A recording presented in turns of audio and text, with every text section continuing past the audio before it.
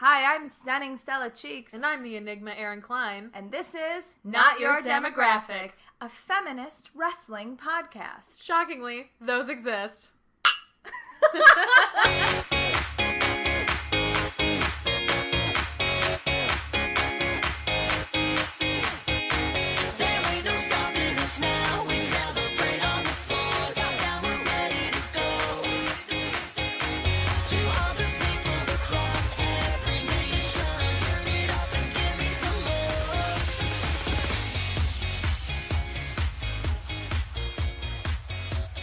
He keeps it mysterious. Yep. This is my secret room. Just kidding. No, is it a bathroom?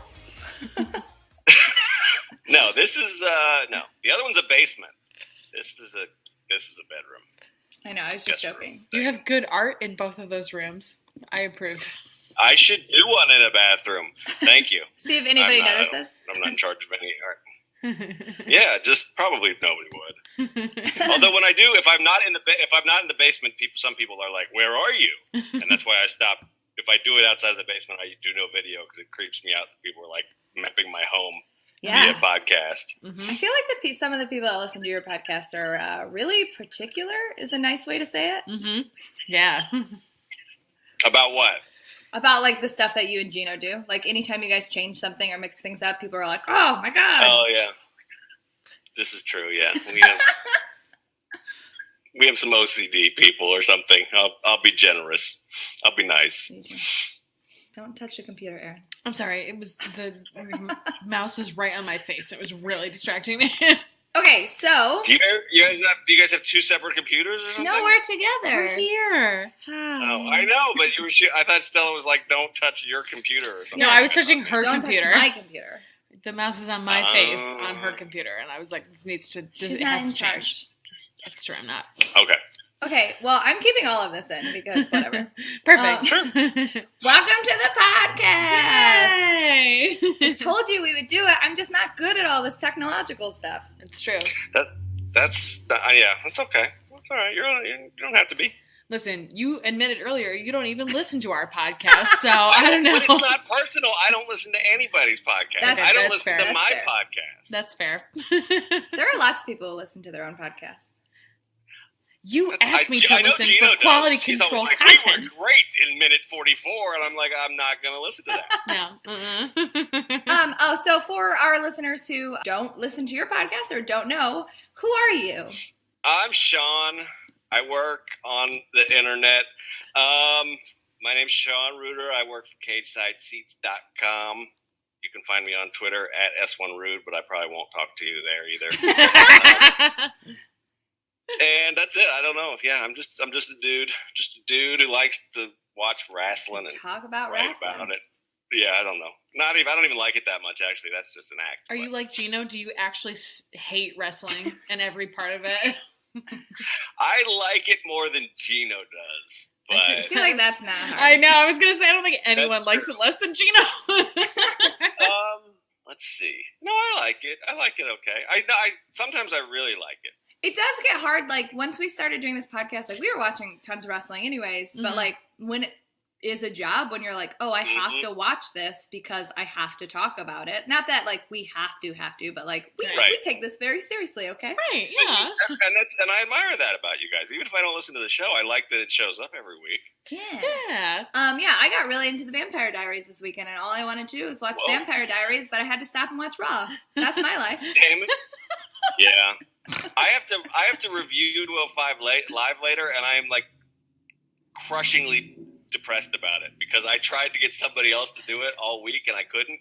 And not because I don't want to watch it, because I just wanted to watch it and not have to enjoy process it immediately and then type a bunch of shit about it. Yeah. So it's kind of a bummer. I like wrestling. Sometimes I really like wrestling still, and it's really cool when that happens because the job part of it does sort of bum me out on a lot of it. Yeah. And more than like having to watch it, this is the other I shouldn't do podcasts ever because mostly it's my readers, the people who pay my bills, that ruin everything for me. So yeah, I totally. We're lucky that our listeners are super great, and we have like called the herd. Yeah, we're lucky that our listeners are. That's because you guys took all the good ones and you left me with all the fact. Right. Yeah. We're getting that cross promo though. That's it. And your mic's fully on, I think. So far, we'll see. So we're gonna go through our little questions, and then we'll maybe just talk about Raw, and then you'll probably have to go watch 205 Live. Are they? What? I didn't know there were going to be questions. There we have questions? Yeah, you don't listen. We got questions. We're professional broadcasters. I don't know if you knew that. I don't know if our audience knew that, but it's true. Oh yeah, I got so many degrees in theater. Oh, yeah, no. right. That's so sad. I've got degrees, and I make a couple bucks a month writing about wrestling on the internet. So, Yeah, that's pretty good. Mm-hmm. So this is just a podcast question for us. What wrestling shirt are you wearing? I am rocking I think this was the original Cesaro International. Oh yeah. Star. This was like back when people still thought, this was like when he was U.S. champ and people thought he was going to be. He's going to be the guy. Yeah. So I think Cesaro is the guy who I have the most wrestling shirts of. I think I've got pretty much, I don't know, there's at least 4 of them, I think, in the closet. Do you have that King of Swing style one? I have that's actually my favorite one because it's the, really? If you're a real wrestling shirt nerd like me, that's one of the special edition ones that's actually comfortable to wear. It doesn't feel like you've taped 2 pieces of cardboard to your body like most of the WWE very shirts tight. do. Yeah. Yeah. So that one is dope. I have the Tyson Kidd one. Sniff. Pour one out. I got that one too. And I got one other one. So I got 4 Cesaros, yeah. How many? What's the wrestler that you have the most of? Mine is Brie Bella. Yeah, I'm honestly not sure who mine is. I have 3 Sasha Banks and 2 Shinsuke. I have a lot of 2s. I think Sasha might be my only 3 though. Maybe McFoley. Nice. I got one of those free mode dresses. Yeah, so. you have a dress. Whoa. I'm serious about I I don't have any Sasha, and that's just because I don't really like the shirts. Yeah, I get that. I like what wrestling shirt are we wearing? Yeah. Oh, nice. Well, it looks better. You guys can pull it off better. We also have women's cuts. That's part of it. It makes a difference. The men's cuts don't look as good as the women's cuts on Sasha Banks' shirts, which is fair in some ways because lots of the women's cut shirts looks fucking horrible with men's cut designs. Shinsuke Nakamura, all of his shirts are bad in women's cut. It's not good. Son of a bitch. Yeah, sometimes I go to the Cafe Press or like those kind of places. I have a Bailey shirt that's a knockoff Balor Club shirt because I love that one. We saw at AEW. We talked about this a little bit earlier, Erin. I'm pretty confident. I don't worry too much about what people think about me, but I worry about the purple I'm a hugger shirt. I hate it. I won't. I refuse to buy an I'm a hugger shirt because I'm legit afraid someone will try and hug me in public. And exactly. I'm not. That's not. Nope. I have the I'm a hugger tank top, but I think I'm safe because of my permanent bitch face. Yeah. So it just looks ironic. Like I'm wearing a shirt that says I'm a hugger, and it's like, oh, she's definitely not. Yeah. I have friendly face, so people are like, I can hug this person. I'm like, don't ever touch me. Yeah, you both have friendly faces. Yeah, that's true. Yeah. Yeah, I don't know if I have friendly face, but I bet somebody would try to hug me. You do. You totally have a friendly face. Sorry. I don't know. Okay, are you ready? Are you ready for our question? All right, question dose. Why do you watch professional wrestling other than it's your job? Why did you watch it before it was your job? There have been the deep answer is there's been a couple of times in my life that it really helped me get through. There's also I used to watch as a kid with my grandfather and my great grandmother. My great grandmother Immaculata Angelucci was a crazy little Italian woman who lived and died by anything Bruno Sammartino did. So that's sort of if you see a 85-pound, 80-year-old woman break a television because of something Nikolai Volkov did, you kind of get passionate about it. So there's that, and then and then like I said, so there's a couple dark periods in life that it was what got me constant. Through was watching Raw by myself. Yeah, it's one of those things that's been on for so long. It's it's a constant. It's something that's always there. It just exists. That's right. Yeah, and and there's a shorthand to it too. So I haven't taken a break in a while, but I've taken a couple extended breaks in my life. I actually missed most of the Attitude Era. But you could just pop it back on and pick back up. I mean, yeah, I mean that's what we did. Yeah, exactly. Yeah. We both didn't really watch anything in the 2000s, and then like the aughts. Is that what they're called? Yeah, the aughts. I don't know. I never know what to call them. Aughts sort of sounds cool though. I like that. Yeah. No, it doesn't, Erin. It sounds really lame right now, and I know in like 15 years we'll be like, aughts, yeah, great. But having lived through it, I'm like, this is really lame. We just made this word up. This is real dumb. But just it get will. mad about nothing. It'll sound great. Well, it's kind of bad that like they're far enough in the past now that we have to have a word for it. Yes, exactly. Because it's like, and it's pretty soon we're gonna have to start having like aughts night at the bar. And aughts it's night. Really bad. Yeah, we'll have to come up with something else because that doesn't work at all. Aughts night. No. So you said that you watched it with your grandma. So like, at what age did you start watching it? Oh, geez. I mean, I had to be less than 10. Yeah. Because it was the 70s. I'm gonna date myself right now, but yeah. So, yeah. That's so cute. So, yeah, it was nice. Who is your favorite of all time? Going back all the way till little baby Sean to right now. It's probably, this is kind of a trite answer, I guess, but it's true. It's probably Eddie. That's not a trite answer. I don't think it's a trite answer at all. I have a very... He was he was the man, and I distinctly remember the day that I found out he died. I was a fucking wreck.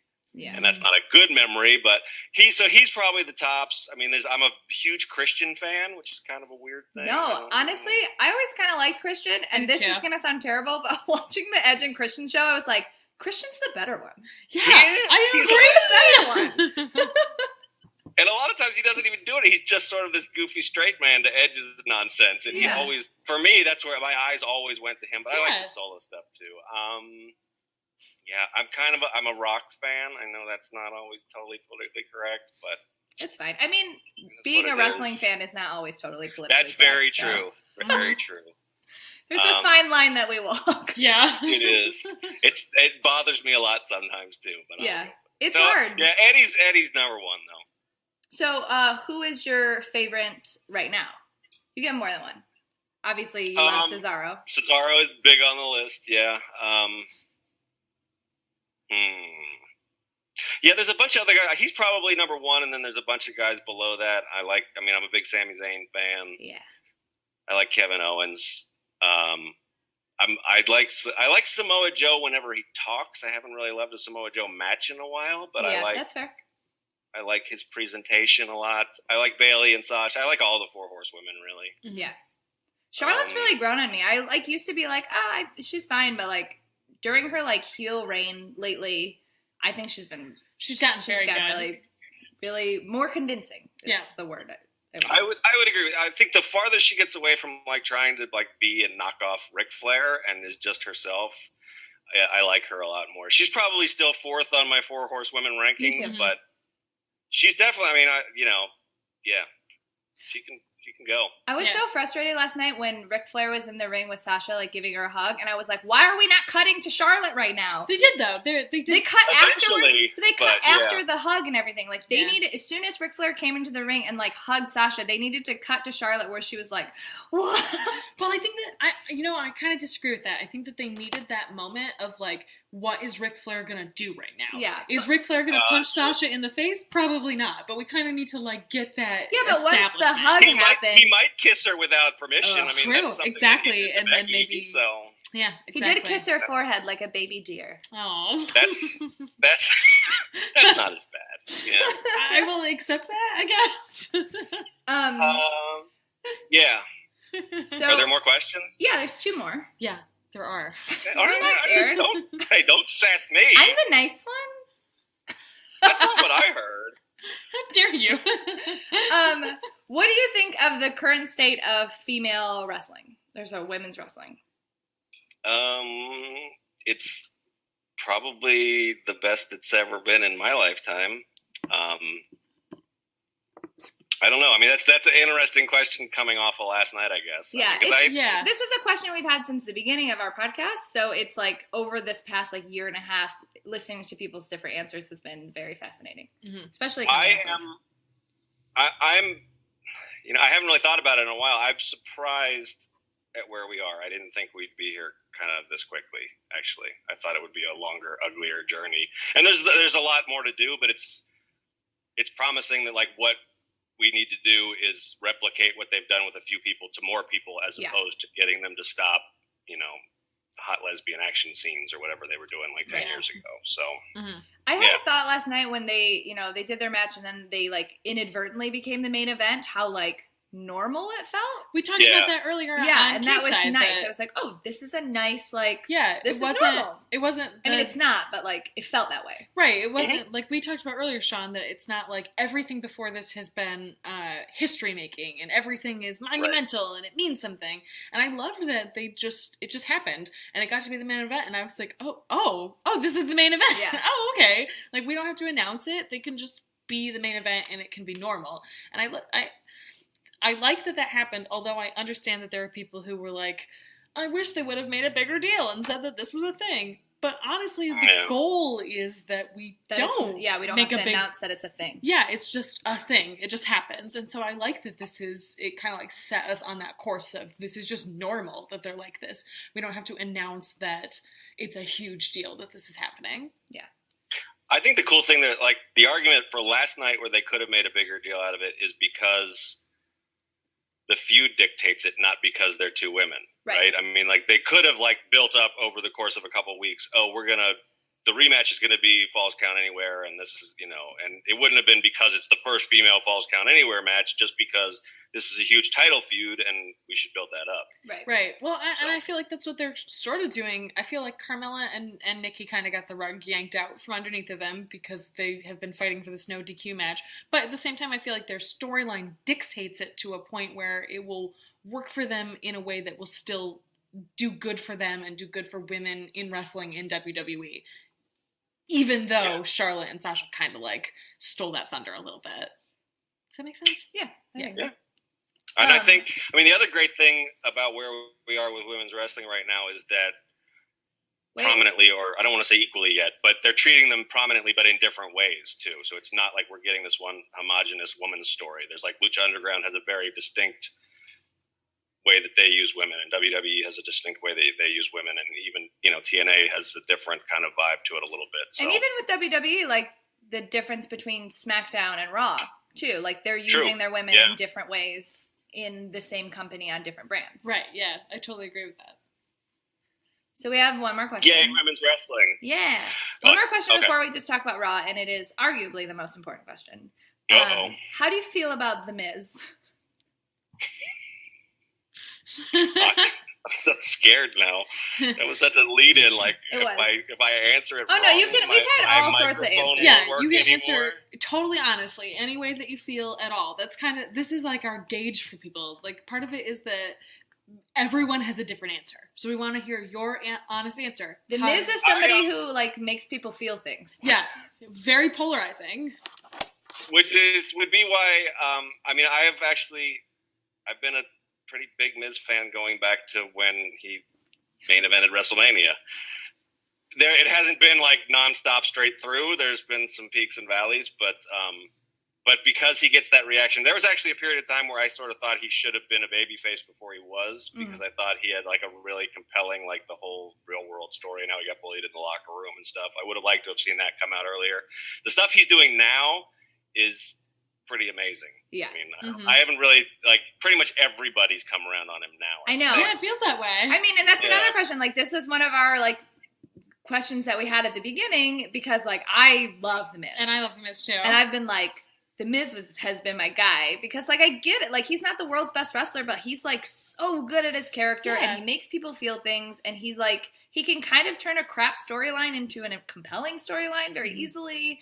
But there's so many people who just hated The Miz. But now he's been doing such a good job that, like, lots of people are like, yeah, I get The Miz. It's hard to deny that he's so good now. It's like, and he's been so consistently good over so many years that people are like, oh, it's not just a fluke. Like, he actually is very good at what he does. Yeah. He's really good at the I was not sure about the whole bringing Maurice back thing, but that has been wonderful. So good. They've both just been so good. They've both nailed it. Also bringing new drama to Toad Steve's. So.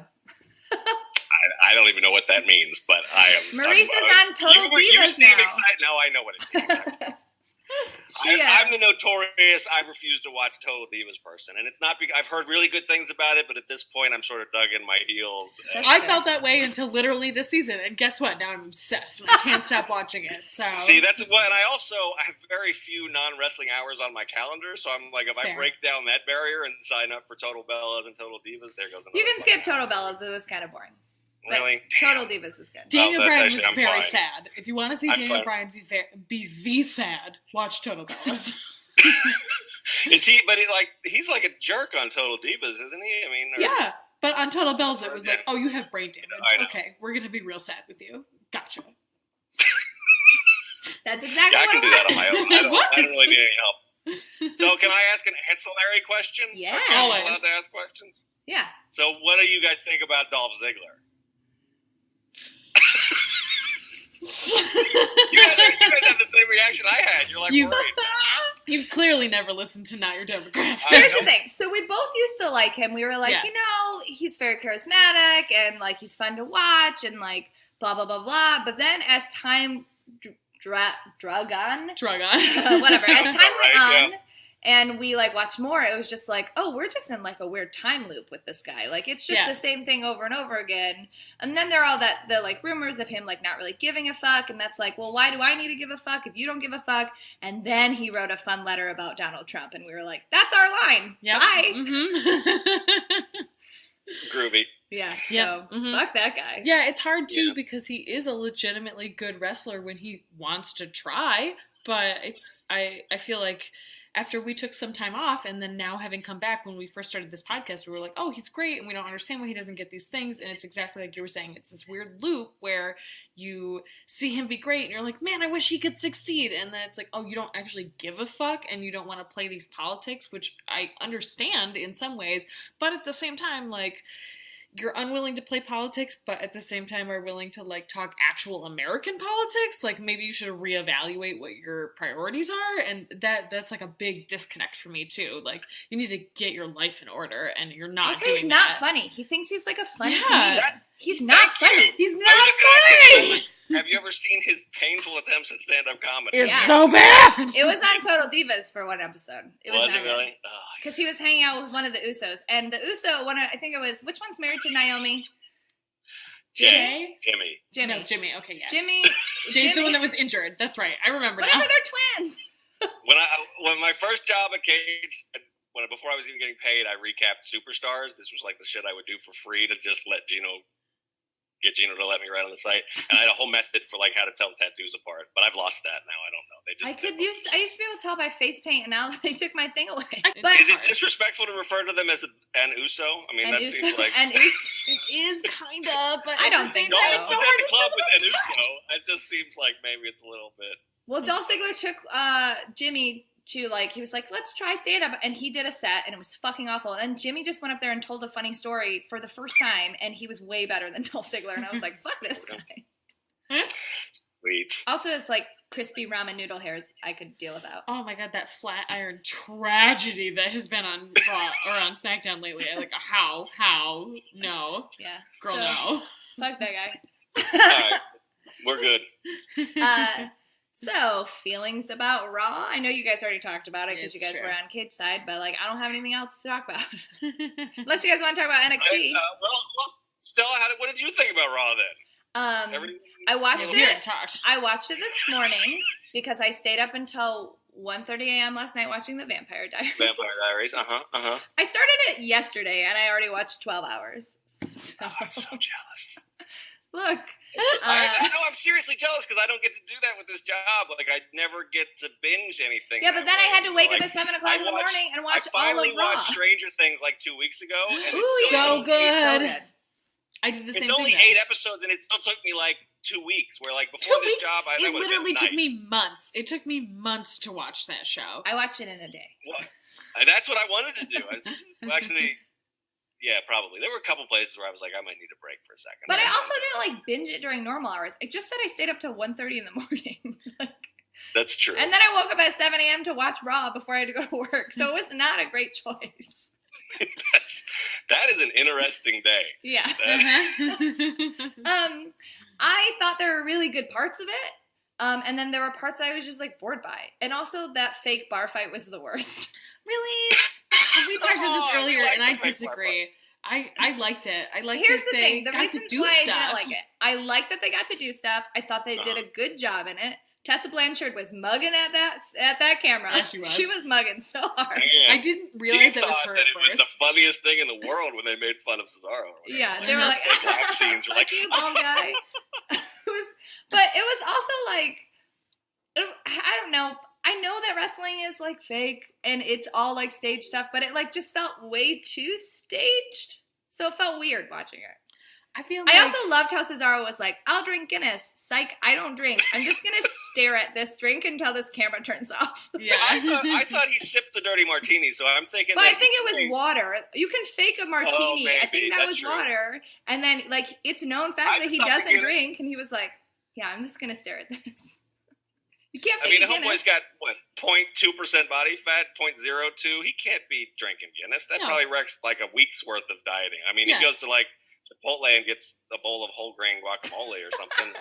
He can smell a Guinness, and he's like, I gained 8 pounds. This is the worst thing that's ever Probably, happened. exactly. I have to go deadlift a tractor trailer now. I do like Sheamus and Cesaro together, though. It's grown on me a lot.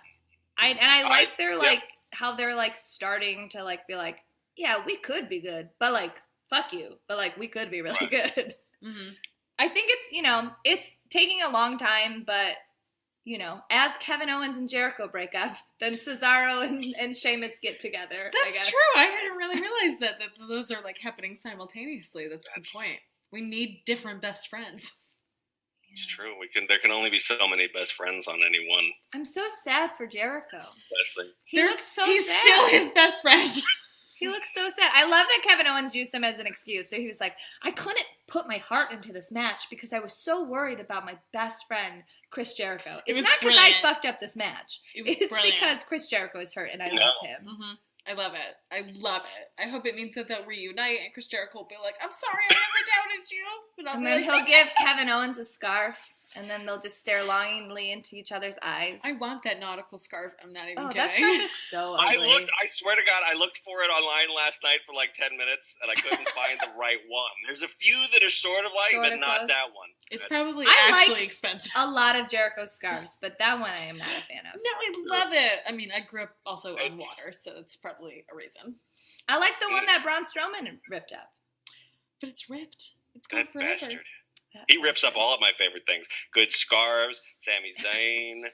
That's it. Those two things. Those are my favorite things. Those are the only things I like. Those are the only two things that I like. I know that Gino, just wants to lick Braun Strowman's face, but, how do you guys feel? That's not how I thought that sentence was going to end. I know.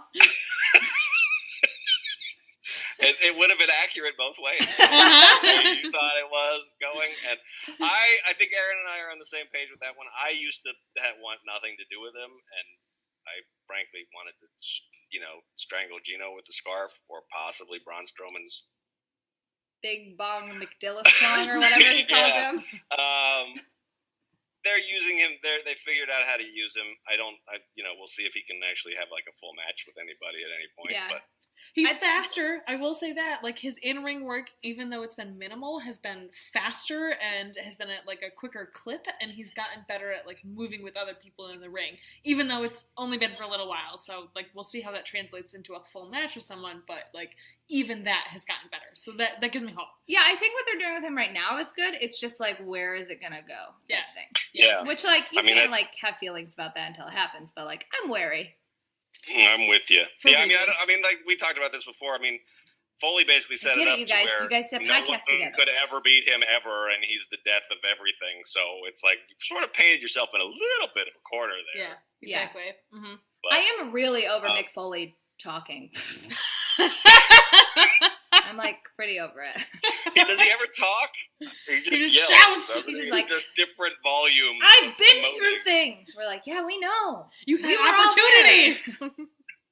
You lost your teeth over them, apparently. Oh my You God. can't even keep them in your mouth love that. now, I love that right? everyone was like, did he lose his teeth? Did his teeth fall out? And he broke his dental implant and ripped it out of his mouth. That's what happened. I mean, he talks about in one of his... Okay, full disclosure, guys, I was reading comic books while watching Raw, you didn't notice that? I was like kind of like listening, so I did not see that. Too, but, no, he 100% luckily, ripped his dental implant out of his face. My face. boss found a GIF of it and made a post about it. That's Gino's gift, by the way. It's that he sees things like that. I don't... Oh, I noticed it right away. He may hate wrestling, but if somebody has some sort of wardrobe malfunction, that motherfucker senses it. It's like Gino and I are linked in that way, because I also noticed that. I knew right away. I noticed right away. Because Foley talks in one of his books about how his dental implant is hard to talk around. Yeah. And I could hear it. I was like, oh, his dental implant is giving him problems. And then it fell out of part of his mouth, and he just yanked, put his finger in his mouth, yanked it out of his mouth, and threw it on the ground. It was I'm fucking done with essentially like a bat with dental noises. Like you could sense that you heard his dental implant was slipping before it happened. That's true. Like a mutant power. It's her superpower. What comic book were you reading, Stella? What comics? I was reading. I read 5. I read Gwenpool, and then I was finishing Chew, so I read 59 and 60, and it's the end of Chew. That's the end? I know. I'm so sad. It was a good ending, though. And the 2 creators said that they're going to come out with something new. And I love them. And I especially love Rob Gilroy's art, so I'm really excited about that. Yeah, for sure. And then I read Spider-Woman, and I read another Marvel that I can't think of off the top. Oh, no, I didn't read a Marvel. I read Saga. Okay, nice. Yeah, nice. I'm really behind in my comic book, so it's like, well, when people are talking, I'm just gonna. I'm up on certain things, and I'm way behind on others, so I can't ever have a conversation about anything that's going on in them because I might get everything ruined. But I'm curious what people are reading. So. Yeah, I am in one of those people that I don't smoke, I don't do drugs, but I spend like $40 to $60 on comic books a week. So wow, I'm a freak. I had to quit that, but. That's all right. It's my vice. I don't have a gym membership. Get do digital comics now, and it's just not the same. Yeah, it's not the same. I like digital comics for old stuff, being I'd like to go back and read Excalibur, Inferno, or whatever. But I also am good friends with the guys who own the comic book store I go to, so I also want to patronize their store. Yeah. I also feel like with digital comics, part of it is that the way that it's arranged, when you tap from frame to frame, it goes. Yeah, it shows you the narrative of the way that you're supposed to be looking at it. But part of what I like about comics is that you flip from page to page and you know what the narrative is, but you can see the thing as a whole. Yeah. And in digital comics, it's frame, frame, frame, frame. Here's the whole page so you can see it, and then we'll go to the next one. And I don't like that. It disrupts the way that I read the comic book. And I get that it's supposed to make you follow the narrative of the storyline very closely, but that's not how I read comics. But that's also, that's part of comics were interactive before anything else was, because you got to choose that a little bit. Yeah. You could pick where your eyes went, and it was up to the artist to lead your eyes, and now that sort of takes it away from you. So, what do you still read? I read a lot, so I'm curious. I have been the stuff that I'm the only things that I'm buying as they come out right now are Black Panther, Wonder Woman, and the new Deathstroke comics, just because I'm a giant Christopher Priest fan, and he came back just to write that. So those are the only ones I'm buying as they go. I'm catching up with stuff when I can find it on sale or when the library has it. This is the dream job of writing for wrestling has made me quit my comic books. No, that's fair. So. Have you? No, so I'm reading Saga. I'm reading. You're reading Vision. Vision just wrapped up. I am not. I'm waiting for Vision because everybody's like, "This is the greatest comic book I've ever read." It just wrapped up. I want to get a deluxe, It's I want to. I'm waiting for that as well. It's really good. It's honestly, because I was working at the comic book store when it came out, and we were like, a Vision comic. That's weird, but it's really good. It's really good. Yeah. Yeah, that guy, who is it? Is it Tom King that wrote it? I think he's supposed to be smart and stuff. I can't think of it off the top of my head, but yeah, smart and stuff. It's so good. Oh. Yeah.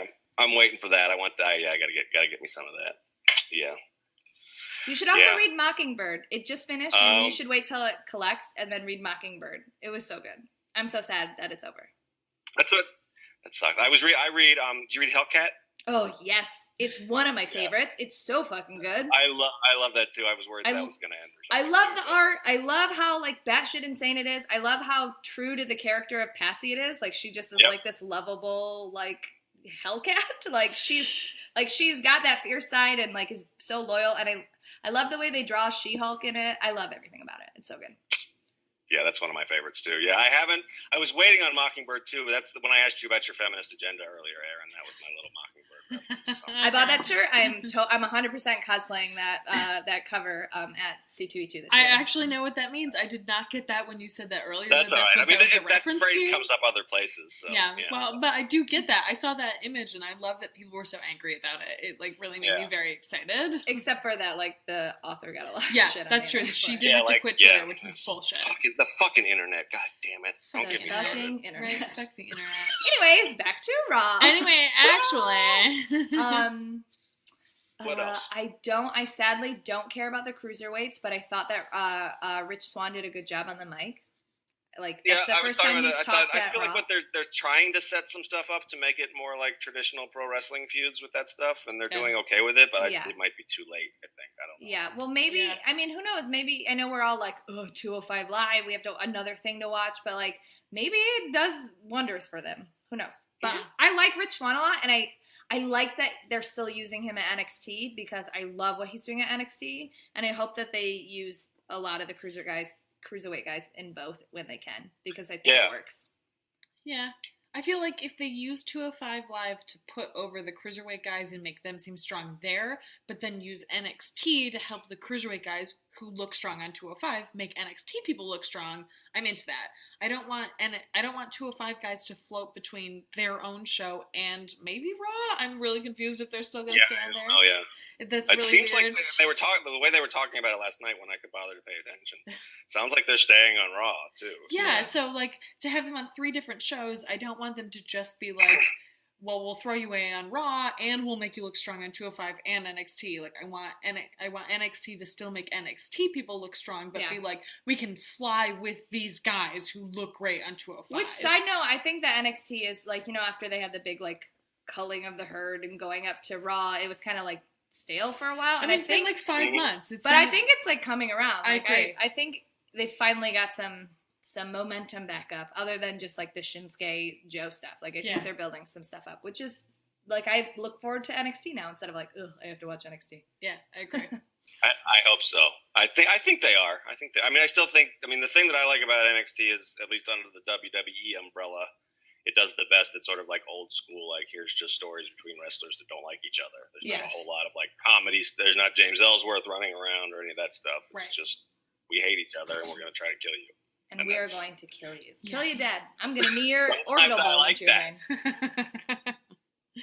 Everyone gets injured because we all want to kill each other, right? Yeah. What else happened at Raw other than the main event?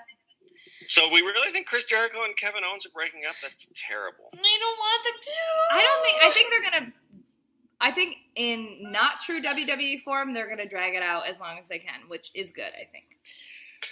Yeah. I don't know. It worries me because Chris Jericho was on a month-to-month contract, which he like recently kind of admitted, like came out with. He was like, I admitted it. I only have a month-to-month contract. But I think that he's only going to be around until it's good. And then once they're done with it, he's going to be like, bye, I'm going to go tour with my band or whatever. Fozzy. Fozzy, who, they have a great cover of SOS. I'm not going to lie. It's very good. But other than that, it's kind of a worthless band. I've tried to support Fozzy because Jericho is in that tier of guys that I love a lot, but he's not quite my favorite guy, and I just can't do it. Yeah. Listen, just listen to SOS on Spotify. They get like 5 cents for every 18 plays. So that's worth it, I think. All right. I can do that. I can click play and mute it. Exactly, yeah. You nailed it. I did like the Chris Jericho Rollins stuff fighting in the car. Me that too. Felt very old school, and I did like that. See, that's where you liked that, but you didn't like the fake bar fight. Yeah, I did. Though I appreciated in the bar fight when somebody went through a wall, there was a secondary bar. I was like, that's nice. This has created I have this whole fantasy world now where there's a world of wrestlers right beyond It's a Stranger Things. Yeah. Uh-huh. So it just like if we could just get frequency tuned right, we could see bar fights with Cesaro and Sheamus happening around us at all times. Yeah, I guess, like, I don't know. It's just what tickles your fancy. I like the old school car fight, but I didn't like the old school bar fight, I guess.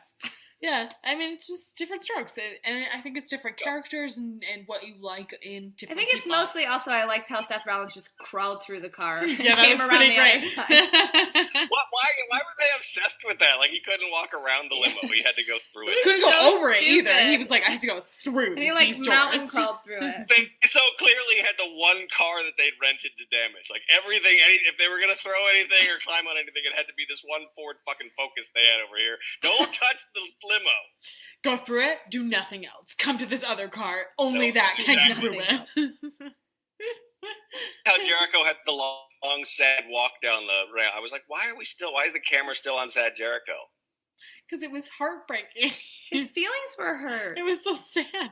At the moment that Kevin told him to they're shut up. I think they're slowly going to make Jericho more and more sympathetic so that when Owens finally snaps and beats the shit out of him, it'll be like, yeah, that's not true. Braun Strowman. They need the normal Raw.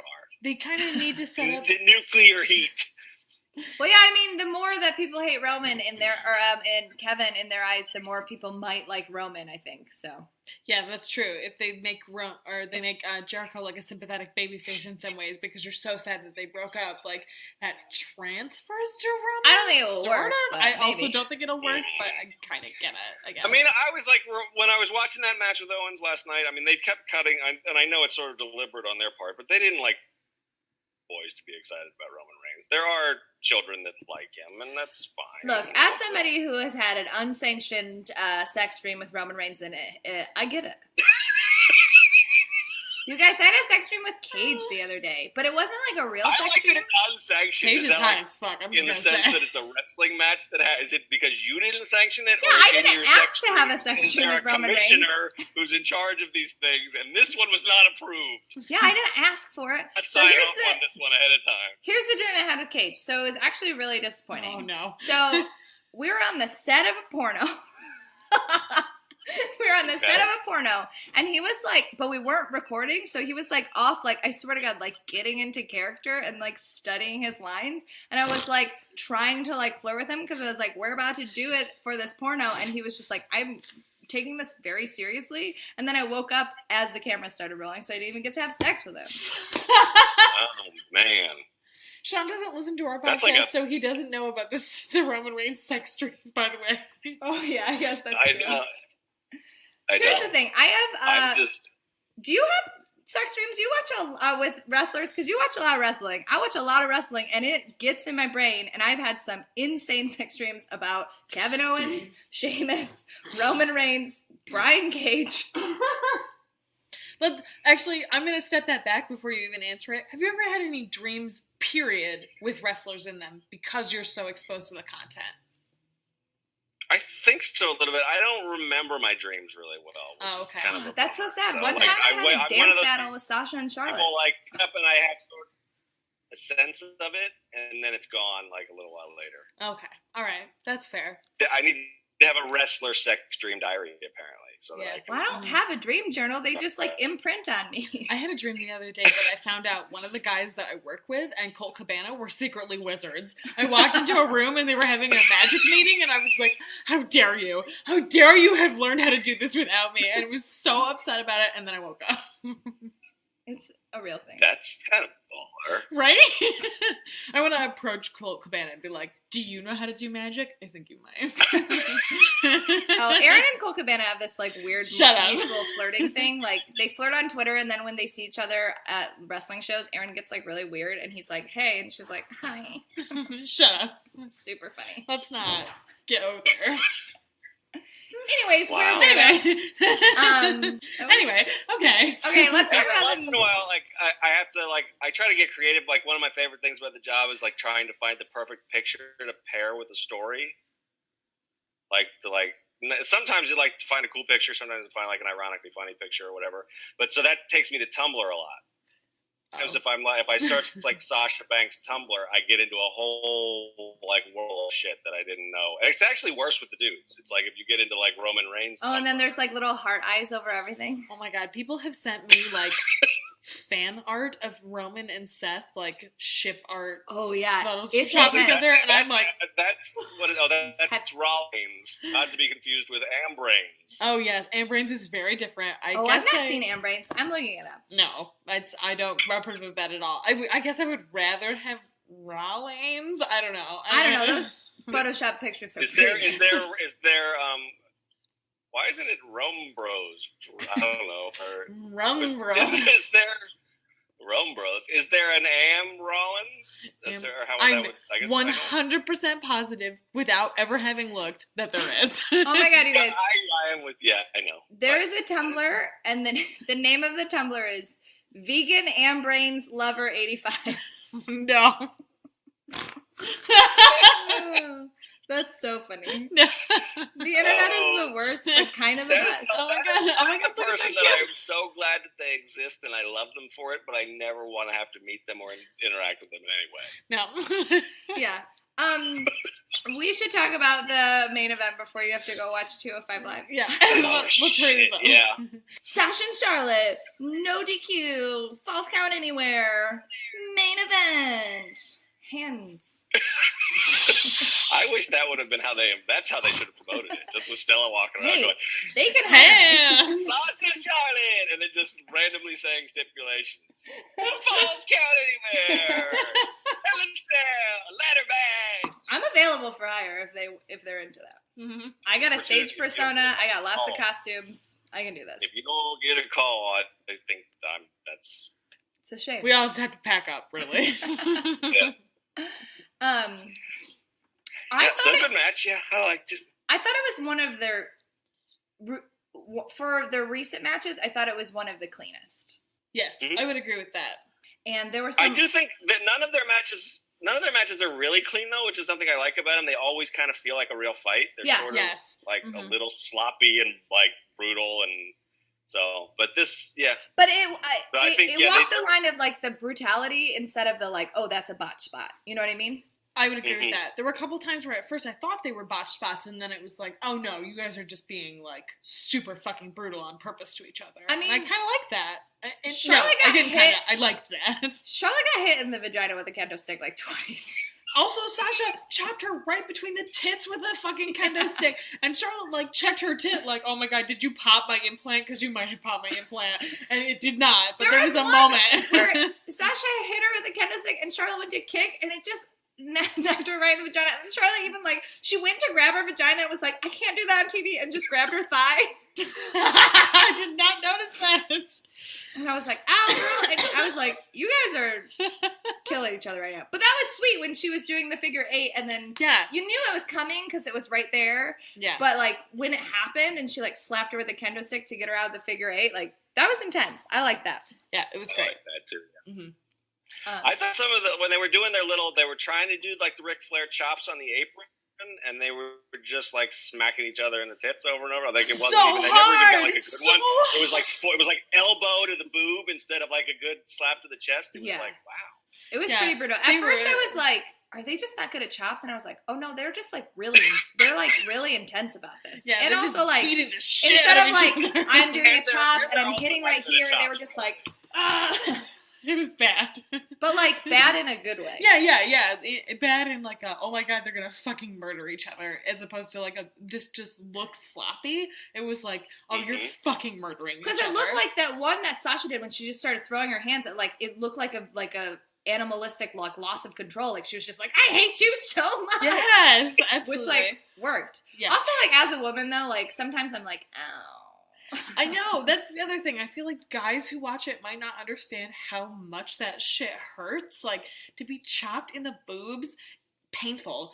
Very, very painful. It's a super painful thing to have happen to you. Like, I guess girls who watch wrestling don't always, like, feel the pain when guys have to, like, sit on the rope weird. Yeah, that's true. I, like, don't understand that on a personal level. I don't know, though, but as a guy, I mean, watching it, there are more potential areas for intense pain but like I don't watch an average match between two guys and see 3 things where I think, oh, they probably just got their balls fucked up or whatever. Whereas you watch if you watch a women's match that's over 10 minutes, there's 3 different spots where you're like, oh, that hurt really, really, really bad. For sure. In your head, but because you inadvertently, smash the coochie. Right. You hit somebody in the uterus, you don't even think about that. Oh no. Can we talk about Michael Cole's inability to call Charlotte and Sasha by the right fucking name? It's been happening for like a year. It's so bad. Corey sounded pissed. He was like, do you mean Charlotte? I think Corey's pissed at all times, but yeah. But like, it's not like it's the Bella Twins. Like, it's 2 very different looking women. I almost feel like you couldn't pick 2 more different women on the roster. It's not. It's like I don't know. Michael Cole. Get it together. Pass the torch or get it together. The excuse that I usually hear for Cole is that, like, left to his own devices, and the evidence for this is that in Japan, where Finn Balor beat Kevin Owens I guess it was 2014 or was it 2015? I don't know. Time flies. Oh, I don't know, but I know what you're talking about. All the goddamn time. So apparently on that July 2015, actually. And make the trip. So it was just Cole calling things. So if you compare like Cole there to Cole on your, this is the man yelling in his ear, that maybe that's what Cole's. Yeah, I agree. I feel like if Michael Cole doesn't have Vince in his ear, he's so much looser, and like he's the one who teaches people at the NXT Performance Center how to be commentators, and so like he clearly has a really good grasp of it. I feel like just on Raw, it's Vince in his ear being like, this is what you need to hit and this is who you need to be, and like Cole is better than that, but like you can see it in these matches where it's like it probably honestly is Vince in the back being like, Charlotte, Sasha, I don't fucking know who the fuck are these people, and Michael Cole's like, I don't know, guys. Yeah. I did like that it looked like that they were gonna, honestly, when Charlotte was taking the TVs out of the table and it looked like she was gonna throw Sasha on it, I was like, but can she break this table? I love that though. I knew immediately. I was like, oh, moonsault. We're gonna get a moonsault. I didn't. I knew right away because the height difference was at almost the exact same as the ring height, and so I was like, oh damn, moonsault. We're gonna totally get this great.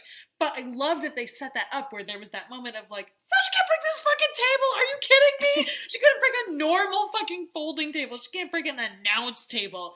And I liked that they set that up where it was like, bitch can't do that. That's crazy. And then Charlotte kind of realized that as well. Like, I could bring her back up here and slam her on this table. She's never going to break. Or I could just moonsault off of this and like fuck her ass up.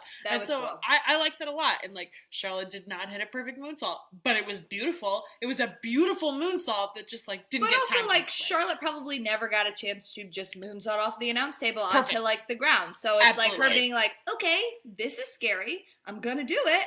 Let's do it. Yeah, I totally agree with that. Absolutely. And when I say that critique, I mean it in the same way that like the men do the same thing. It's not just like it's the women not being prepared or not having like the opportunities. I mean, it is that they're not prepared and don't have the opportunities, but not because like they're not good enough. It's just that in the same way that the men don't have the time to run over this stuff sometimes. Like it was just a moment that they like knew that they wanted to do, and they were like, we can do this. We just have to do it. Well, and Sasha saw it and she moved up. Like yeah, they worked well together. Yeah, absolutely. And they fought enough times at this point, and Charlotte has hit that moonsault enough times and has done it well enough that Sasha can kind of like predict where her body is going to go and definitely try to like help her. I feel like that also actually is a thing that speaks to how good the women have gotten. That like Sasha can see that and be like, oh fuck, I'm not in the right place, and can like get into that space and catch her fall in a certain way, where like women didn't do that all the time because they never had the opportunities to try that shit.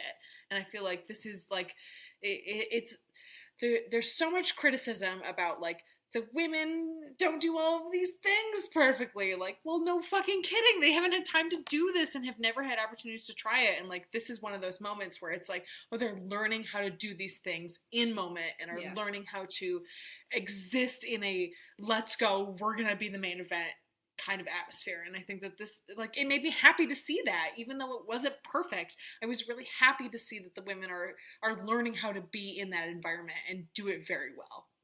And the crowd was hot for it, which I got worried about. Mm-hmm. At the beginning, I was like, please be good. And they were super hot for it. Because, you know, sometimes the crowd can turn it. Yeah, and I don't think, I mean, like, this is the argument that, you know, that they're, they've wasted too much time on Sasha and Charlotte. Time should be going to other women on the roster, maybe. But I don't know that you could get a crowd this hot for something in history behind it. You have to like say these are the two most important players, and you're gonna keep getting them until you react. Crowd. I mean, that crowd, and this was not a smart city like Chicago or Philly or something. This is Charlotte, North Carolina. This is little kids cheering for Roman, who at the end of the night are freaking out because Sasha Banks and Charlotte are doing stuff, which is pretty awesome. Exactly. I think the decision to have the Charlotte tap in the crowd while Sasha and Charlotte were surrounded by them, and like the particular like brutal way she did the bank statement, and how like once Charlotte tapped, Sasha like fell into the audience and had people like, you know, with that guy was so excited. I was so excited for him. But also like after Rick came out and like hugged Sasha or whatever, which like I don't really care about that, but like I like that when Charlotte was like crying and throwing her temper tantrum, like she was surrounded by all these people, like it made them feel like the audience really gave a shit and were a part of the story, which like was really, really nice. Yeah, I agree. And that's like, I mean, we talked about this earlier, but one, it's like they actually used the stipulation a bit more than they have in the past. Like it had to be, you can't do the bank statement through the guardrail unless it's a last man stand, or unless it's a false count anywhere match. Like you need that. So they used that. And I don't know, I always, especially with anybody, with any wrestler, but especially when it's the women, like this happened earlier when Sasha went and climbed on the thing to do the double knees stomp on the ground. Yeah. You get like these 20-something dudes there, and I'm going, you motherfuckers, keep your hands to yourself. I'm just always worried. Yeah. Like, I mean, so I'm sort of proud of my fellow wrestling fans that nobody. I thought the exact same thing, honestly, when they got into that statement or into that section of the crowd for the bank statement. I was really impressed that no one touched them, and like not just in like be kind to women, don't touch them when they don't want to be touched and you haven't asked, but also in like people just touch wrestlers all the time. Like Roman gets it when it comes they just want to like go pat them on the shoulder. Yeah, it's like, no, this isn't the time I want that for that physical contact with this wrestler, and I feel like the crowd was very smart in that way, that they were like, don't. This is a performance. Until like Sasha fell into them and was like, we're even celebrating. Then, like they moved away. She was in that dude's lap, like straight up sitting in that dude's lap, and he was just like, I have my hands back as far as possible. I'm very excited, but also very nervous. And like, I loved that. I thought that it was great, and it was like, it made me very happy to be a wrestling fan, that there are other wrestling fans who go to these live events and like understand unexpectedly that this is gonna happen. It's exciting. Before you go, because you have to go, we got 3 minutes. Oh yeah, we have to let you go. Do you have any thoughts about Ric Flair? You can just pretend that the microphone doesn't work, and then just talk to you the whole time, but you're just not saying anything. Exactly. That's what I do to Gino a lot. Oh, you're cutting out, Gino. Delete. Honestly, I just had technical difficulties. I'm new to all this stuff. But before you go, do you have any? You're doing a great job. Thank you so much. Do you have any opinions about Ric Flair coming out at the end? I didn't like it originally either, just because I don't really like Ric Flair in 2016. Yeah.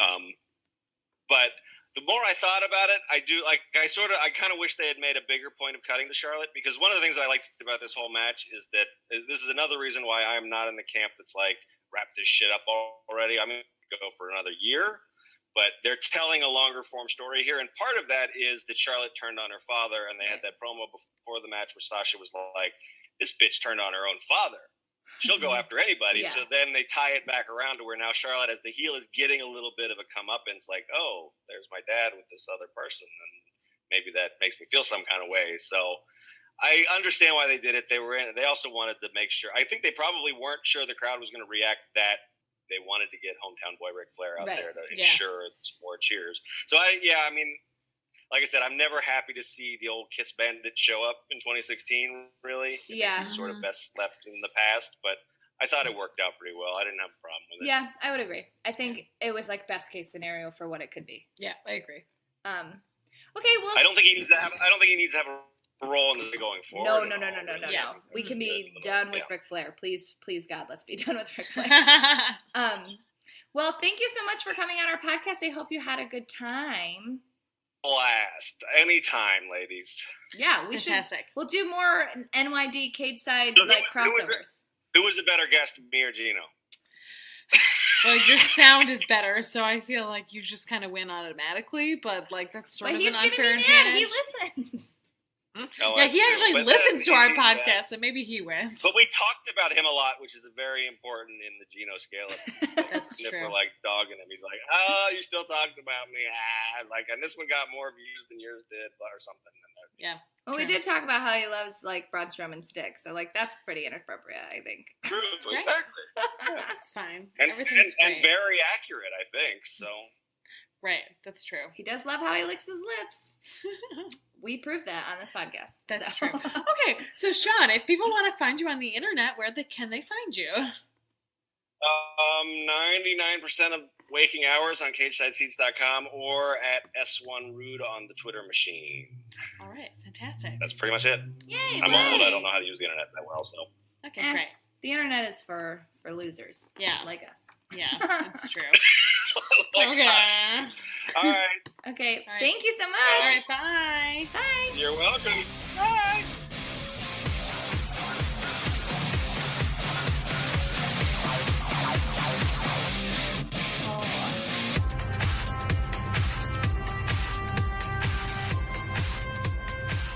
Well, that was our interview with Sean. Yeah. Now we're going to kind of fly through everything else. Yeah. Because that was a long-ass interview. But it was a fun interview. We didn't do an intro.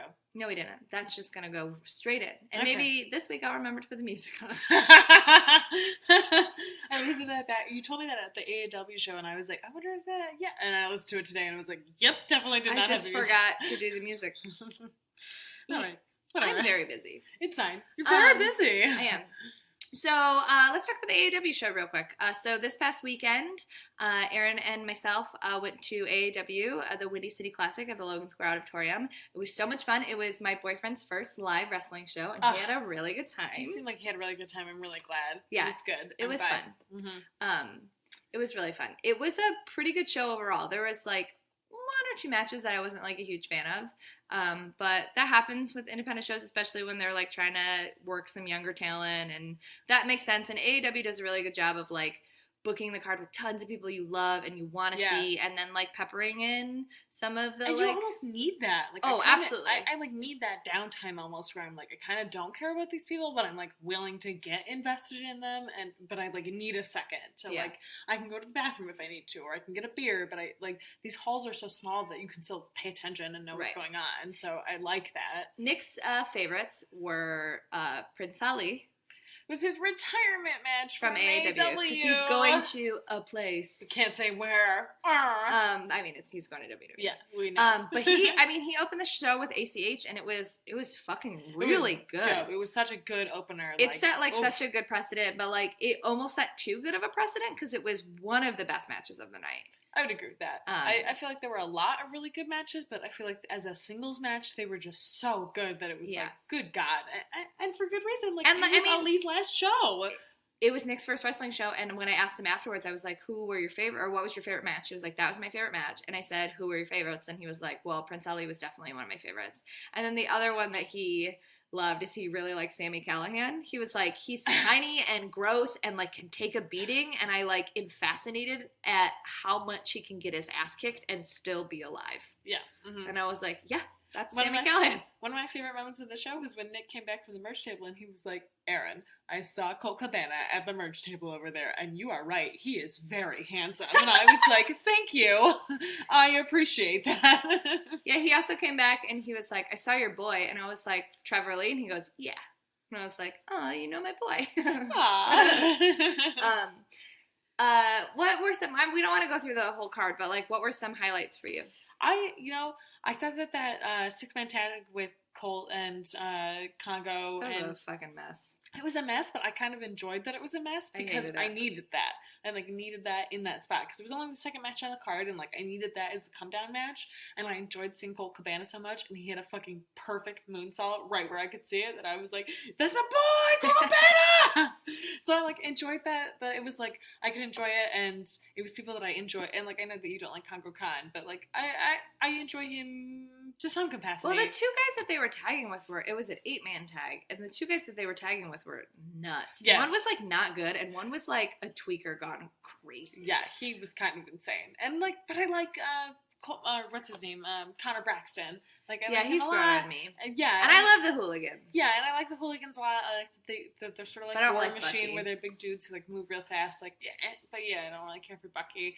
But it's like I enjoyed that because I thought it fit the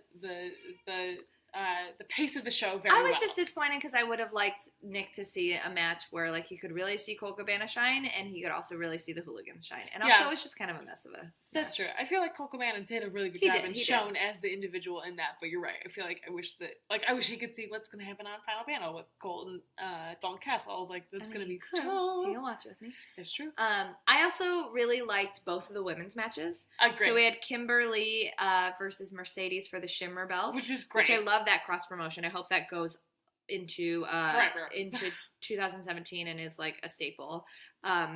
I had never seen Mercedes before because like we just sadly haven't been able to get out to a lot of Shimmer stuff or any Shimmer stuff, but that's a New Year's resolution for NYD for 2017. See lots of Shimmer. Yeah. I really like seeing her, and it was nice. Chicago Sea Rose said this, but it was nice to see some women other than the four that they always have. And, like, don't get me wrong, I love Havoc, and I love Heidi, and I love Kimber, and I love Candice LeRae. Like, those women are fucking amazing. But it was nice to see somebody outside of those four. Right, and it's time, too, to start introducing other women. Like, I feel like those four are so established in AEW that they can bring in and fight with other women, and it can be compelling, and people will be like, oh, who is this person? I already know one of these people is good, so I can, like, be even more invested in this. Mercedes' chops were fucking insane. I don't think Holy crap. I've ever viscerally reacted to a chop in the way that I reacted to hers. They were horrifying. Nuts. Yeah, they were horrifying. It was they was were bad. Bananas. Bad in the best way possible. Like, badass. She had badass chops. It was nuts. They were so loud. Kimber lost that match. And then Heidi came out and consoled her. And then later in the night, Heidi and Jessica Havoc had a no disqualification match. Which is great. No, that's not right. It was an I Quit match. You're right. It was an I Quit match. And that was great. I love Heidi so much. Like on Cyber Monday, I bought a Marty Scurll shirt and I bought a Heidi Lovelace shirt from Pro Wrestling Tees. But Havoc's my girl, man. I like if it's Havoc versus anyone, like I'm behind Havoc 100% of the way. I looked at her shirts on Black Friday and was like, oh, these are bad. Yeah, she has good shirts on her personal website. Oh, so you didn't know that. Okay. Yeah, her shirts on her personal website are better than the ones on Pro Wrestling Tees. Okay. But she, God, it was so good. Like, and it's been fun to watch them grow in AEW because, like, to see. I mean, they're good wrestlers, but they've gotten better even over this year. Yeah. I mean, they're the four horsewomen with Candice as Becky, where Candice is kind of not always there all the time, and Becky's they're not like always the there. independent four horsewomen. Yeah, and so I feel like they've had all of this time to grow, and it's been really wonderful to see them grow, but at the same time, like, they are the four that we see all the time. I mean, the end of the match ended with Heidi putting Jessica's face in a chair and just pulling it back. Nuts! Oh my god, it was so nuts. Oh man, it was so good. It was really good. They did so much stuff in the audience. They did a lot of like flips off of the top into chairs. Mm-hmm. It was great. Yeah. They did a really great job. Yeah, they both did a great job. But then the ring announcer was like, you know, Heidi winning this match puts you next in line for the Shimmer Championship belt. And then Kimber came out to congratulate her. And then heel turn on Kimber. Heel turn Kimber. Kimber beat the shit out of Heidi. Heidi was like, I'm so confused. I think I was the only person in the entire room who just shrieked in joy. I was like, fuck yes, Kimber! I was very excited about it. I mean, I know they've feuded many times in other places before, but in this promotion, they've been like besties, so it's nice to see this, and I think it will bring some depth to that, and I think it will bring some depth to some Shimmer stuff. Yeah, I totally agree, and like, AEW has never seen Kimber as anything except a princess, and like, I love her, and I think that she's a great wrestler, and I want to see her do as much as possible. And like, I love Heidi, and I think Heidi has done a really great job in everything that she's done, but I also feel like Heidi's really good when she's kind of being like, this is a loaded terminology, but kind of the victim. Like, I feel like when she's the one that's being like attacked and being like has to be on the defense, like she does a really good job with that. And so I'm interested to see how she and Kimber do this together, because like she and Havoc have been doing this for ages, and so it's nice to see her like now moving on to this other person. Well, also Heidi is like, you know, this punk rock badass, and so like to see her as the like one that's like the underdog and on the defensive, like it's an interesting like it's just interesting. Yeah, I agree. Other matches that I loved, Trevor Lee and Ed Rever, new champs, new tag champs. That match was great. And honestly, like, so everyone, like, cheers, like, Davey Vega, you suck. And I've always just, like, done it because it's a thing that you do. Mm-hmm. But I never really was like, I was just like, okay, whatever. But then he interrupted Trevor Lee's dancing, and Trevor Lee did not get to do a cartwheel, and I was like, oh, Davey Vega, you suck. Yeah. Don't you ever interrupt Trevor Lee's little butt shaking. How dare you? But it doesn't matter, because they got theirs, because they're new AEW tag champs. Yes. It was great. It was a great match, too. And it was great. Like we said before, like, they're there all the time. They should be the tag champs. Like, it makes total sense. I'm pretty sure we saw Loki's knee get, like, dislocated. Oh God, that was horrifying. So it was Outlaws Inc. and Loki versus Pentagon, Drago, and Cage. No, it was bad. And it was a pretty good match. The ending was bananas because Loki's like leg was messed up. He literally went outside the ring and like popped something back into place and then tied a bandana around it and then continued the match. And like, if you know anything about Loki, he's got a lot of his moves are kicking moves and kicking strikes and stomps and things like that. And the ending, it was just him kicking Drago literally like across the ring into the turnbuckle. Like, I've never seen anybody get kicked that hard in my entire life. Yeah. And then him climbing up and doing a double stomp like on it. Oh, it was nuts. All with like a fucked up leg. It was nuts. It was super nuts. And it was like so much had gone on in this match at this point, and we had seen him like fuck his leg up, and then watching him do that, I was just like, how is this even possible? Like, is this the end? I feel like this might be the end of wrestling as we know it. Yeah, nuts. It was nuts. And then the main event was Chris Hero versus Sami Callihan. Oh, wait, we forgot about Zack Sabre Jr. versus... I literally don't remember. Are you serious? Beretta. Who? What? From Roppongi Vice? Oh, that's right. I forgot about that. I do not ever remember his name. I'm sorry. I'll never It was a good match, but I don't know. Yeah. The only thing that, like, it was a good match, but, you know, it was just those two guys fighting. Like, there was nothing online, but it was a good match. I really enjoyed it. I did too, but, like, I thought it was a good match. But at the end, Zack Sabre Jr., because he started at AEW this year, and he was like, you know, I had a really good time this year. I'm going to go home because my mom wants to see me. But next year, I think I've really proven myself, and I deserve a chance at that belt. And then fucking Michael Elgin came out. Ugh. Big eye roll and was like, oh, but you gotta come through me. And Zack Sabre was like, yeah, I'll do that when I come back. And then Michael Elgin took him out for no reason because Michael Elgin sucks. Is Michael Elgin still at ROH New Japan?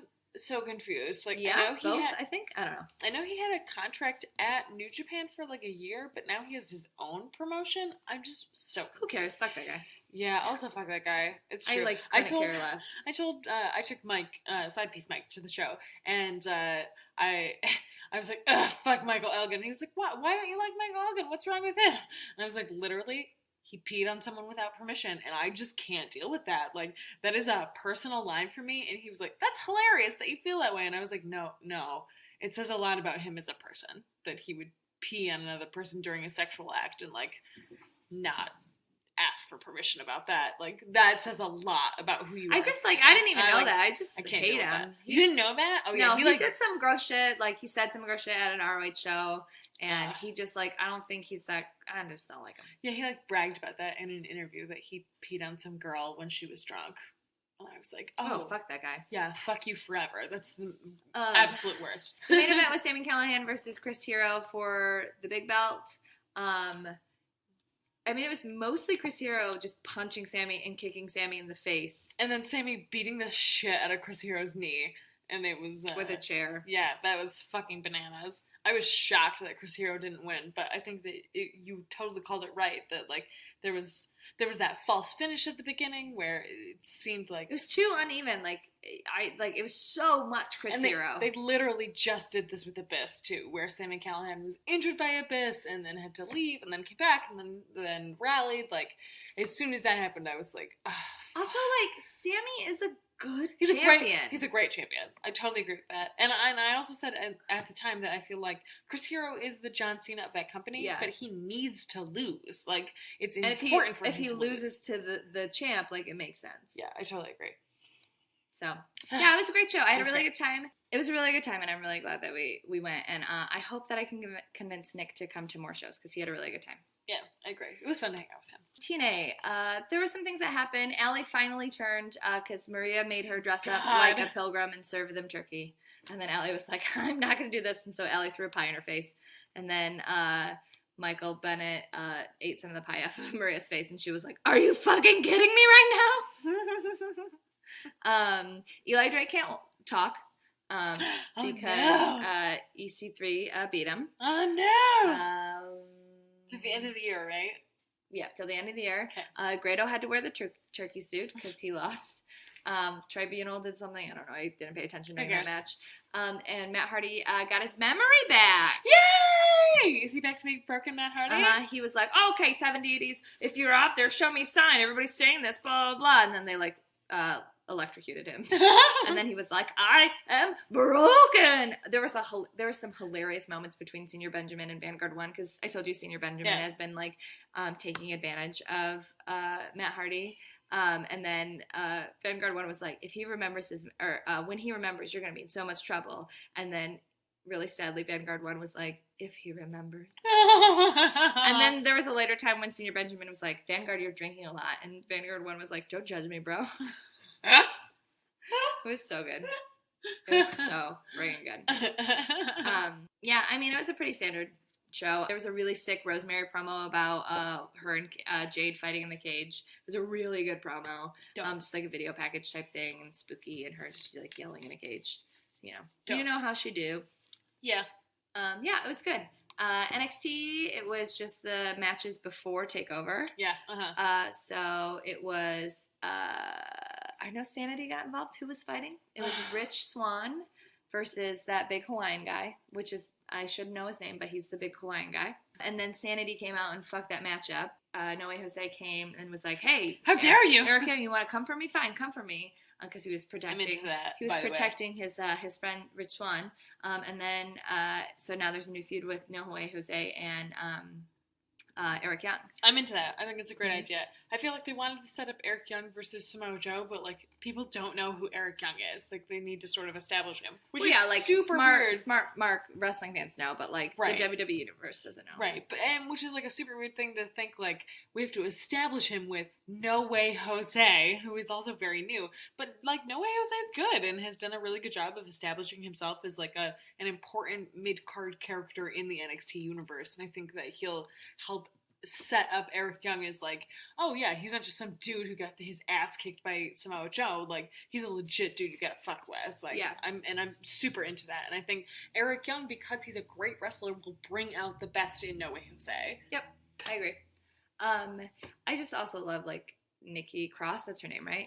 She's so weird and gross. It's so weird. I also love how the two big guys always have to hold her back. She's the crazy little little one. They literally have to hold her back. I and really she just that. Chews on the ropes and shit. I like that a lot. Oh, you're real gross, and I'm into it, but I'm also very confused. Then there was also the 6-women tag. It was Ember and Liv and Aaliyah versus Peyton, Billy, and Daria. Daria, yeah. I liked her a lot. I know we've seen her before. Daria. I think it's Daria. Yeah.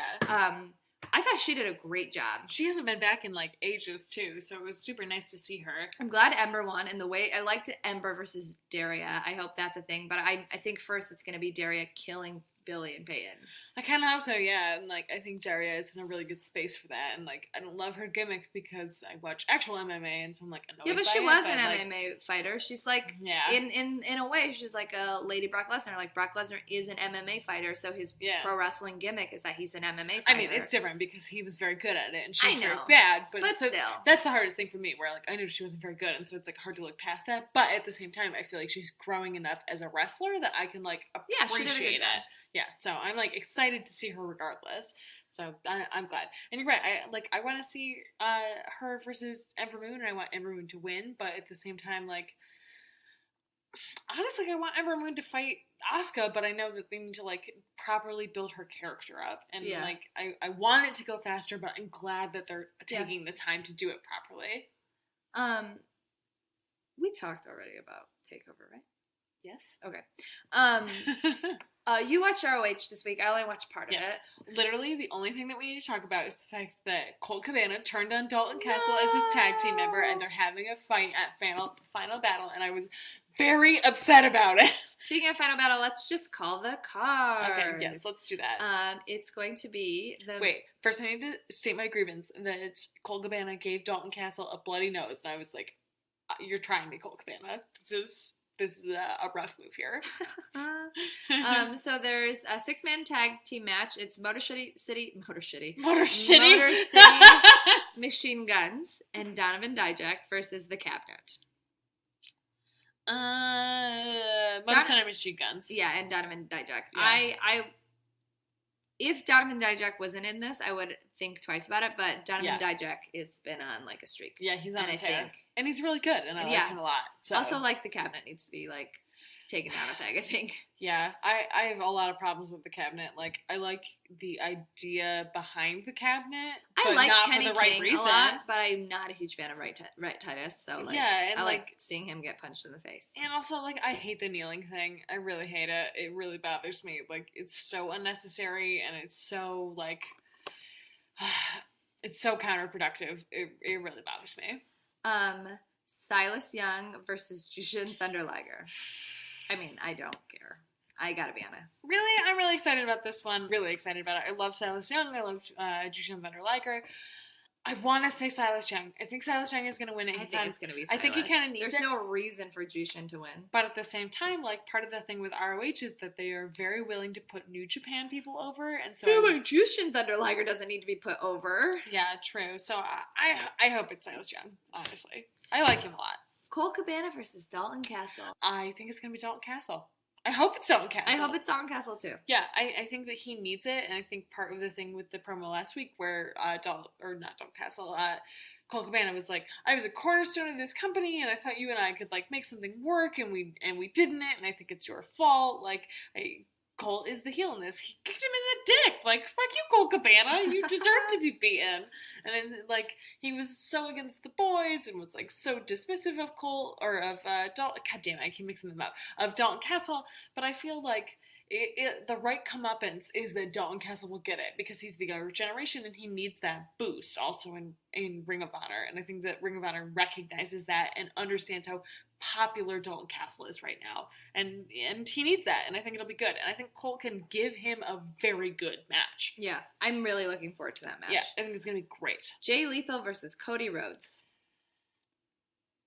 I don't know. I don't know either, because, like, I want to say Cody Rhodes because, like, he's been on this tear, but, like, it's also Jay Lethal. It's not. I hope Jay Lethal wins. Yeah, I hope Jay Lethal wins. I hope Cody looks really good, but Jay Lethal wins. Yeah, I hope Jay Lethal wins, maybe with shenanigans. I don't know. Like, is Cody the baby face? I'm not really sure. I hope Jay Lethal wins.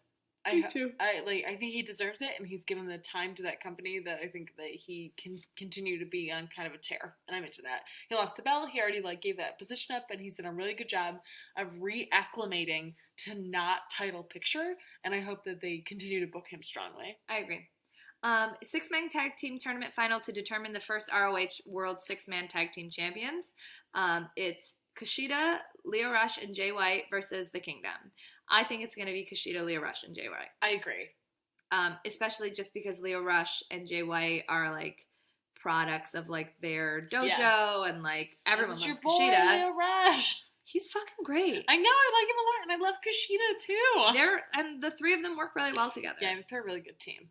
And the Kingdom is just Matt Taven and, like, two guys that he's like, I don't know, you want to join my kingdom? Because everybody else left. Yeah.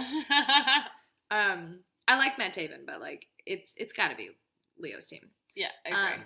The tag team championship match, the Young Bucks versus the Briscoes. I think Young Bucks retain. But I think it's going to be a barn burner. Yeah, I completely agree. I think it's going to be a fucking great match. But I think that we're just in a time where it's the Young Bucks' time. Like, they have it. There's no reason to drop it. 4-corner survival match for the ROH World Television Championship.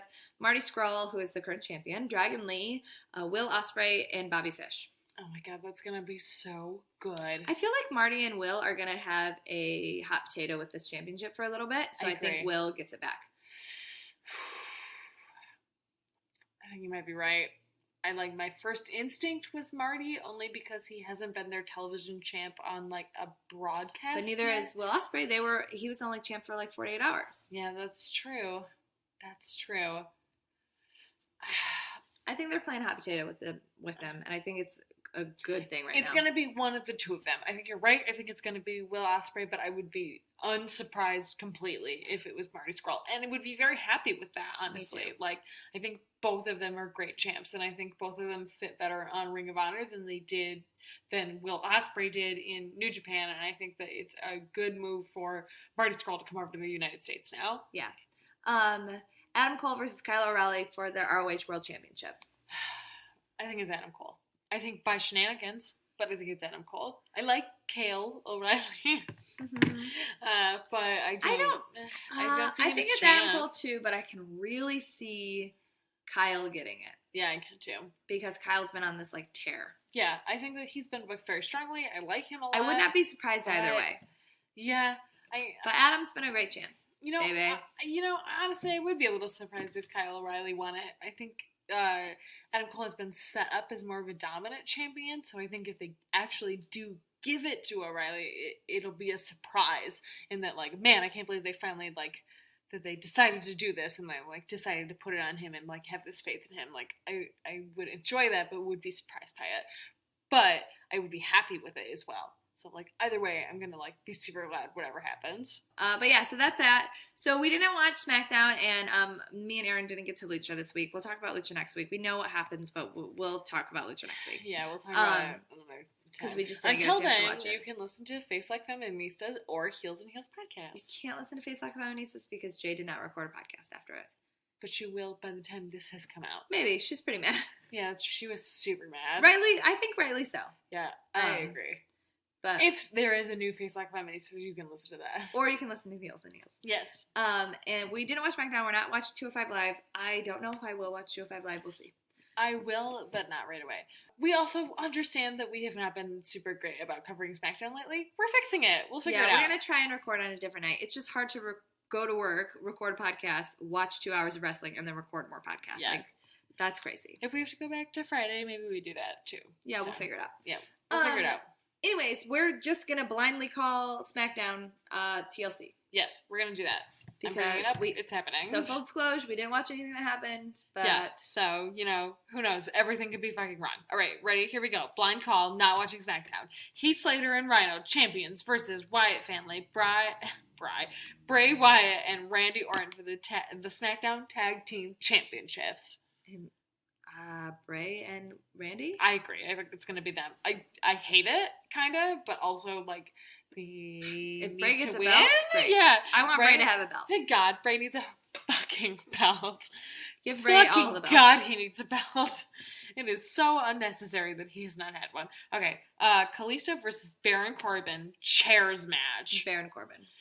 No, I lied. I think it's going to be Kalisto, and it's going to piss Baron Corbin off more, and it's going to be more of Baron Corbin just running around being mad. I think you're right. I was going to say Kalisto, but I think that is a better reasoning. I agree. All right. Nikki Bella and Carmella, no DQ match. Nikki. I agree. I think Carmella is going to pull it out, though. I think this is going to be the best match Carmella's ever had. But Nikki still wins. I think Carmella is going to push her to a point where, or Nikki is going to push Carmella to a point where we think Carmella is going to win. But I think that Nikki is going to win it. Yeah, I think Nikki's going to win it. And honestly, I kind of hope that she wins it. But at the same time, like, I want this to be a fucking barn burner. I want it to be very good. And, like, one of my biggest complaints with Sasha and Charlotte is that they didn't use as much of the arena as I feel like they could have, and I feel like Carmella and... I thought they did. I don't think that's fair.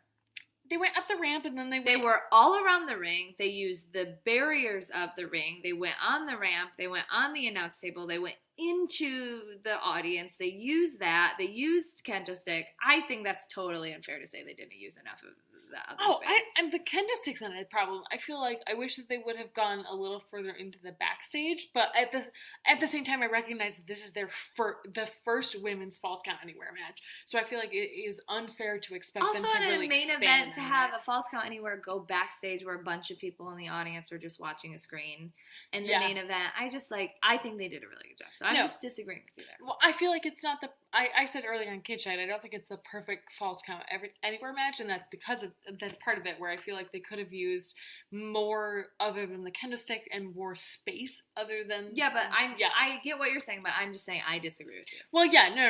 And I think for this match, I think they did a fantastic job. I just think that as a whole perfect Falls Count Anywhere match, it could have been very different and could have been, like, better in different ways.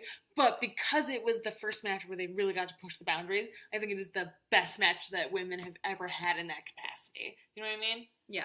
Yeah, so I'm not saying bad things about it at all. I'm just saying that I think that they could have used it in different ways. And I think that will benefit Nikki and Carmella, that Sasha and Charlotte did not do that, and that they can build on that in different places in the arena and can, like, do different things with that and use different weapons and use non-DQ stuff in different ways. So in the end, I'm glad, and I, like, had that in mind the whole time it was happening, that, like, I didn't want them to steal the thunder completely from Nikki and Carmella. Becky Lynch versus Alexa Bliss. Tables match. Becky. What's Alexa going to do as champ? I love Alexa, but what's she going to do as champ right now?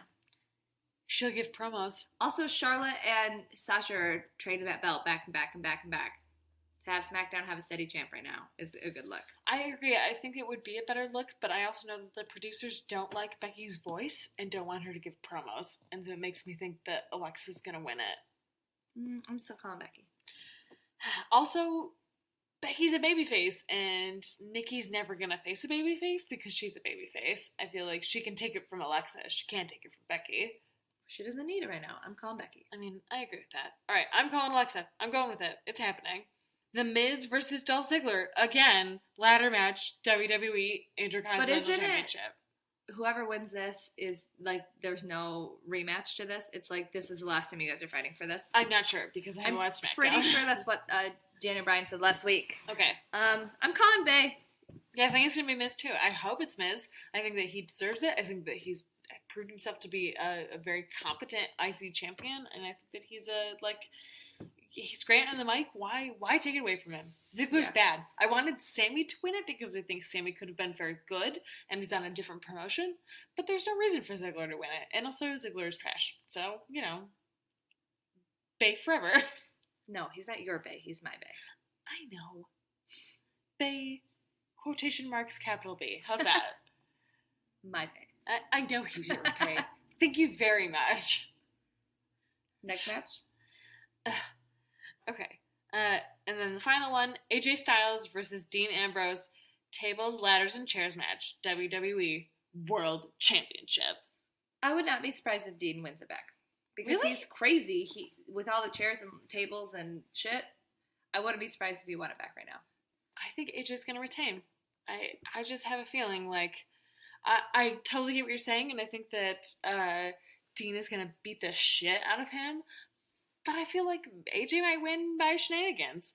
Like, even if they beat the crap out of each other, I just have a feeling AJ's going to retain. Like, they want AJ to be very strong, and they're, like, trying to book him in this way. I kind of don't give a fuck about Dean right now. And, like, I love Dean, and I love Wacky Dean. And I know a lot of people don't like Wacky Dean, but I love Wacky Dean. And I love Violent Dean. But at the same time, I don't think Dean needs a championship in the way that AJ does. Like, it's fair. It really establishes AJ as a dominant champion, whereas Dean, like, is kind of a weak champ, and it wasn't great, and they didn't write for him great, which isn't necessarily his fault.